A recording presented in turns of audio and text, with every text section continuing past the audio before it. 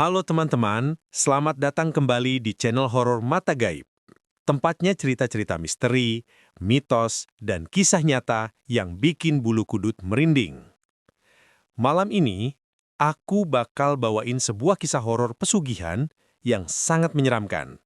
Tentang seorang lelaki yang nekat mencari kekayaan lewat jalan gelap.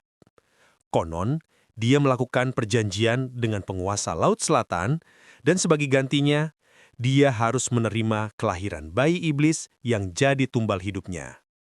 Penasaran gimana kisah lengkapnya? Yuk siapin mental kalian, matikan lampu, kencengin volume, dan jangan di-skip, karena cerita ini bakal bikin kalian merinding sampai ke tulang. Malam itu, langit di atas Laut Selatan tampak lebih kelam dari biasanya. Awan hitam pekat menggantung rendah, sesekali kilatan petir memecah cakrawala, tapi tak diikuti suara guntur.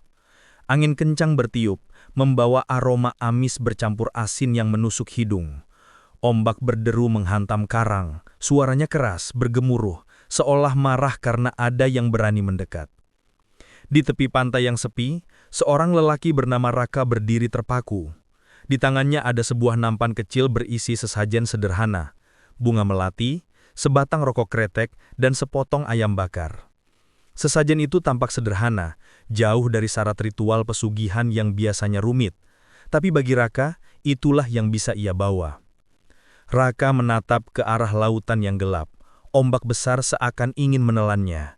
Jantungnya berdegup cepat, tapi di dalam hati ia memaksa dirinya untuk tetap tenang. Malam itu, ia datang bukan untuk bermain-main. Ia datang dengan satu tujuan, kekayaan. Sudah lama ia muak dengan hidupnya yang serba kekurangan. Usahanya sering bangkrut, hutang menumpuk, dan rasa malu terhadap tetangga membuatnya kehilangan harga diri. Ia ingat betul ucapan orang-orang kampung yang selalu melarang keras mendekati pantai malam-malam, apalagi dengan niat meminta sesuatu pada penguasa laut. Katanya, banyak orang yang mencoba dan tak pernah kembali. Ada yang hilang begitu saja, ada juga yang pulang dengan tubuh kosong seperti mayat berjalan, tidak lagi seperti manusia. Tapi semua larangan itu tak berarti bagi Raka. Ia sudah terlalu putus asa. Dalam benaknya, lebih baik mempertaruhkan nyawa sekali saja daripada seumur hidup miskin dan diremehkan. Ia melangkah ke atas batu karang besar yang menjorok ke laut, duduk bersila, lalu menaruh sesajennya. Angin langsung berhembus lebih kencang, membuat tubuhnya bergetar seakan ada yang memperhatikan dari kegelapan. Dengan suara bergetar tapi penuh tekad, Raka mulai berbicara, menatap lautan hitam di depannya. Kalau benar ada penguasa laut yang mau kasih aku kekayaan, aku siap terima syarat apapun. Ucapannya tenggelam bersama suara ombak. Tapi entah kenapa, setelah kata-kata itu meluncur, suasana berubah drastis. Ombak yang tadinya berderu keras tiba-tiba berhenti. Laut yang ganas seketika menjadi tenang, terlalu tenang, sampai tidak ada suara sama sekali. Raka menelan ludah, matanya menyapu sekitar. Keheningan itu justru membuat bulu kuduknya berdiri. Ia merasa seolah dunia berhenti bergerak.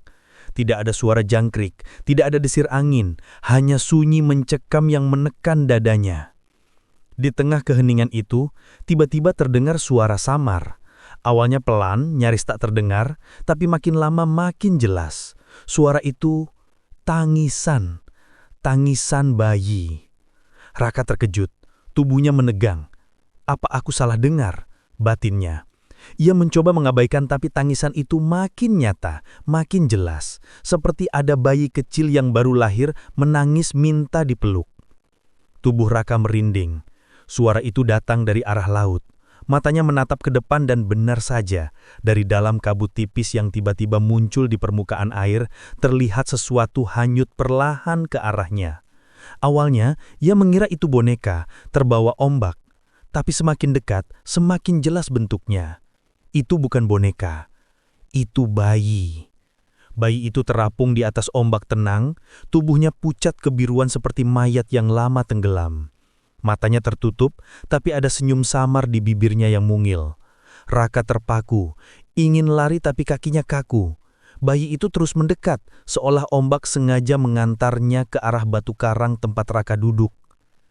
Detik itu juga, tangisan bayi berubah. Bukan lagi tangisan biasa, melainkan tangisan panjang dengan nada rendah, menyerupai jeritan yang membuat kepala Raka terasa pecah. Ia menutup telinga, tapi suara itu tetap terdengar jelas di dalam kepalanya. Dalam kepanikan, ia hampir jatuh dari batu karang, tapi sesuatu membuatnya tetap diam di tempat. Entah kenapa, hatinya berbisik, "Ini pertanda, ini jawabannya." Bayi itu akhirnya berhenti tepat di bawah batu karang, seolah menatap ke arah Raka. Perlahan matanya terbuka. Hitam. Bukan seperti mata bayi normal, melainkan bola mata penuh warna hitam legam tanpa putih sama sekali. Raka tercekak, dadanya sesak, tapi di balik rasa takut itu, ada dorongan aneh yang membuatnya merasa lega. Seolah penampakan bayi itu adalah tanda bahwa permintaannya sudah dikabulkan. Lalu tanpa ia sadari, bibirnya berucap pelan, Aku terima." Kata-kata itu keluar begitu saja, bukan dari pikirannya, tapi seperti dipaksa keluar oleh sesuatu yang jauh lebih kuat. Saat itu juga, bayi itu tersenyum lebih lebar, senyum yang tidak pantas bagi wajah seorang bayi. Senyum yang penuh rahasia, seolah ia tahu bahwa Raka baru saja mengikat janji yang takkan bisa ia lepaskan selama-lamanya. Tiba-tiba, ombak kembali bergerak. Tapi bukan ombak besar seperti tadi, melainkan pusaran air yang berputar di sekitar bayi itu. Kabut makin pekat, angin kembali bertiup kencang membawa aroma busuk seperti bangkai laut. Bayi itu perlahan tenggelam, namun suaranya tetap terdengar, bukan lagi tangisan, melainkan suara tawa tipis. Suara tawa bayi, tipis tapi cukup untuk membuat darah Raka membeku. Raka tidak sadar berapa lama ia duduk di sana. Tubuhnya bergemetar, keringat dingin mengucur deras. Saat ia akhirnya berani menoleh ke belakang, ia melihat sesajennya sudah lenyap. Nampan kosong, bunga, ayam, bahkan rokok, semuanya hilang. Ia sadar, sesajen itu sudah diterima. Janjinya telah terikat. Saat itu, langit mulai terang sedikit. Petir berhenti, ombak kembali seperti biasa, seakan tidak ada apa-apa. Tapi Raka tahu, hidupnya sudah berubah. Ia berdiri dengan kaki goyah, menatap ke laut sekali lagi. Bayangan bayi itu masih jelas di kepalanya. Matanya yang hitam legam, senyumnya yang menyeramkan. Ia tahu, mulai malam itu, ia sudah bukan orang biasa lagi. Ia sudah jadi bagian dari sesuatu yang jauh lebih gelap daripada yang pernah ia bayangkan. Raka pulang dengan langkah lemas. Di kepalanya, suara tawa bayi itu terus terngiang-ngiang, seakan menempel di pikirannya. Dan setiap kali ia mencoba mengusirnya, tawa itu berubah menjadi tangisan panjang, membuat bulu kuduknya kembali berdiri. Ia sadar, ia sudah tak bisa mundur.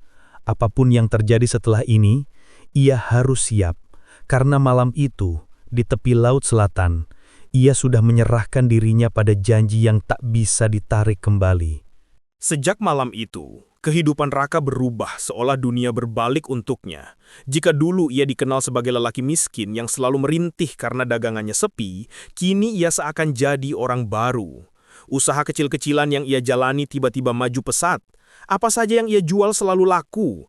Orang kampung sampai heran bagaimana mungkin seseorang yang dulu bahkan susah bayar hutang, kini bisa mendirikan kios besar hanya dalam hitungan minggu. Awalnya, orang-orang berpikir Raka hanya dapat keberuntungan. Ada juga yang bilang mungkin dia dapat warisan dari keluarganya di kota. Tapi semakin lama, keajaiban yang mengelilingi Raka sulit dijelaskan. Setiap langkahnya membawa hasil, setiap dagangannya selalu habis. Bahkan ketika para pedagang lain mengeluh rugi, Raka justru makin kaya. Hanya dalam beberapa bulan, rumah reyotnya berubah jadi rumah besar dengan dinding bata kokoh. Namun di balik keberhasilan itu ada rahasia kelam yang hanya diketahui oleh Raka dan istrinya, Sinta. Malam demi malam, rumah besar itu tidak pernah benar-benar sepi. Ada suara tangisan yang muncul entah dari mana. Tangisan itu khas, suara bayi kecil yang seolah menangis karena lapar atau kesepian. Awalnya Sinta mengira itu hanya halusinasi. Mungkin dia terlalu lelah atau pikirannya kacau. Tapi suara itu terlalu nyata. Sinta pertama kali mendengar tangisan itu sekitar jam 2 dini hari. Suara lirih, samar, datang dari ruang tengah. Ia memberanikan diri bangun, perlahan membuka pintu kamar, lalu berjalan dengan langkah hati-hati. Rumah itu gelap, hanya diterangi cahaya lampu minyak kecil yang diletakkan di sudut ruangan. Tangisan itu makin jelas. Sinta menelan ludah, jantungnya berdetak kencang. Saat matanya menyapu ruang tengah, tubuhnya langsung kaku. Di kursi kayu dekat jendela ada sosok bayi. Tubuhnya kecil, pucat kebiruan, tampak dingin seperti mayat. Namun matanya terbuka lebar, menatap lurus ke arah Sinta. Mata itu bukan mata bayi normal, melainkan hitam pekat, seolah hanya ada kegelapan yang tak berujung di dalamnya. Yang membuat Sinta semakin ngeri, bayi itu tersenyum, senyum lebar yang tidak pantas ada di wajah seorang bayi, lalu mengeluarkan suara tawa kecil. Tawa itu pelang tapi tajam, membuat bulu kuduknya berdiri. Sinta menjerit spontan, berlari mundur hingga hampir terjatuh. Suaranya menggema membangunkan Raka. Dengan wajah panik, Raka keluar dari kamar, melihat istrinya gemetar sambil menunjuk ke arah kursi. Tapi anehnya, saat Raka melihat ke arah yang dimaksud, kursi itu kosong. Bayi itu hilang begitu saja, seolah tak pernah ada. Raka mendekati istrinya, bukannya menenangkan, ia justru marah besar. "Diam, jangan ganggu dia, itu bagian dari janji kita," bentaknya. Kata-kata itu membuat Sinta makin bingung sekaligus takut. Dari nada suara suaminya, ia bisa merasakan ada sesuatu yang benar-benar tidak wajar sedang terjadi. Malam itu ia tak bisa tidur, pikirannya dipenuhi rasa takut bercampur tanda tanya. Apa maksud suaminya dengan bagian dari janji? Janji pada siapa? Hari-hari berikutnya, suara tangisan itu terus datang. Kadang jam 2, kadang jam 3, tapi selalu muncul di tengah malam saat semua orang tidur. Sinta semakin tertekan, tapi Raka justru makin tenang. Bahkan kadang ia duduk sendirian di ruang tengah, menyalakan rokok, lalu berbicara seperti ada seseorang di depannya. Kadang ia tersenyum, kadang ia mengangguk seolah sedang mendengar sesuatu yang hanya ia bisa dengar. Seiring kekayaan Raka meningkat, kejadian aneh mulai menimpa orang-orang kampung. Satu persatu warga hilang tanpa jejak. Awalnya, seorang nelayan tua. Ia pamit melaut seperti biasa, tapi sampai esoknya tidak kembali. Perahu dan jaringnya ditemukan terdampar, namun tubuhnya hilang. Lalu giliran seorang pedagang keliling yang tak pernah pulang setelah lewat jalan dekat rumah Raka. Setelah itu, ada seorang perantau yang kebetulan menginap di surau kampung. Esok paginya, ia tidak ada lagi. Barang-barangnya masih tertinggal, tapi dirinya lenyat. Semua orang bingung dan takut. Mereka mulai berbisik-bisik, mencoba mencari tahu apa yang sebenarnya terjadi. Namun, semakin mereka mencari, semakin banyak yang hilang. Hingga akhirnya muncul desas-desus gelap bahwa semua ini ada hubungannya dengan pesugihan. Orang-orang mulai menghubungkan hilangnya orang-orang dengan kemunculan kekayaan Raka yang tiba-tiba. Sinta pun mendengar bisikan itu. Di dalam hatinya, ia semakin yakin bahwa suaminya benar-benar melakukan sesuatu yang dilarang. Semua potongan puzzle mulai menyatu. Tangisan bayi tengah malam, penampakan bayi pucat, sikap Raka yang berubah dan kemunculan kekayaan yang tak masuk akal, semuanya terasa saling terkait. Dan bayangan menakutkan pun muncul dalam pikirannya. Bayi itu bukan bayi biasa, melainkan wujud iblis yang datang sebagai bagian dari perjanjian pesugihan. Yang membuat Sinta semakin ketakutan adalah, suatu malam, ia terbangun karena mendengar suara langkah kecil di dalam rumah. Suara itu pelan, tapi ritmenya jelas, seperti kaki munjil yang berjalan di atas lantai kayu. Ia membuka mata dan menoleh ke arah pintu kamar yang terbuka sedikit. Dari celah pintu, ia melihat sesuatu bergerak, sosok kecil, berjalan perlahan menuju kamar mereka. Bayi itu. Wajahnya jelas terlihat meski cahaya remang, matanya hitam menyala, bibirnya tersenyum, dan ia tertawa lirih sambil mengangkat tangannya, seolah ingin mengetuk pintu. Sinta menjerit dan menutup pintu sekuat tenaga. Raka terbangun, tapi lagi-lagi bukannya menenangkan, ia hanya menatap istrinya dengan tatapan dingin. "Kalau kau takut, itu urusanmu. Aku tidak. Dia penjamin hidup kita. Jangan pernah menentangnya." Kata-kata itu membuat Sinta merasa asing terhadap suaminya sendiri. Sejak saat itu, rasa takut berubah jadi teror tiap hari. Sinta mulai sering melihat bayangan bayi itu di berbagai sudut rumah, kadang di pojokan dapur, kadang duduk di teras, kadang menatap dari jendela kamar. Tak ada yang bisa ia lakukan selain menangis dalam diam. Ia tak berani cerita ke orang kampung, karena siapa yang akan percaya kalau ia bilang diganggu bayi iblis. Namun teror tak berhenti di situ. Beberapa kali Sinta mendengar kabar orang hilang dari mulut para tetangga. Dan anehnya, setiap kali ada orang hilang, dagangan Raka justru makin laris.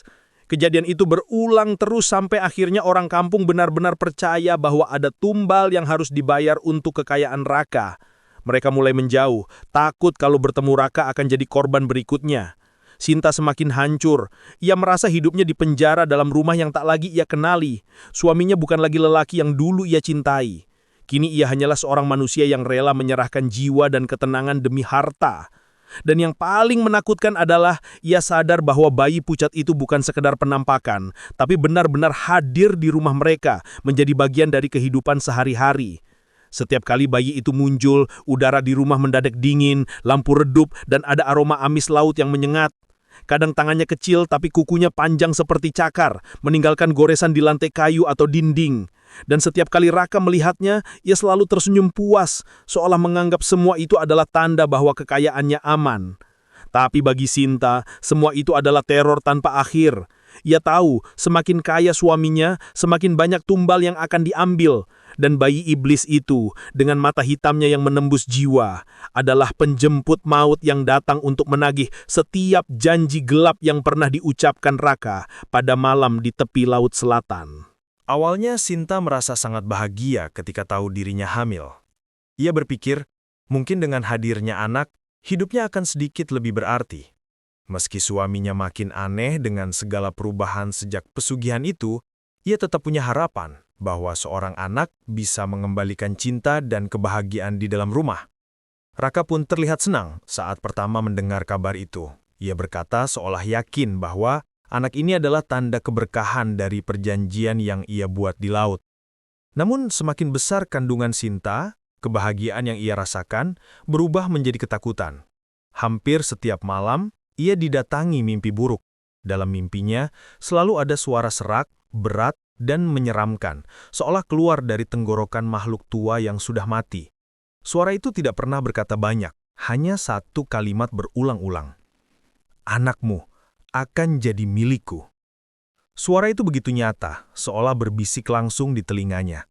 Kadang disertai bayangan laut gelap, ombak tinggi, dan sosok bayi pucat yang berdiri di permukaan air sambil melambai. Setiap kali terbangun, Sinta selalu menangis ketakutan.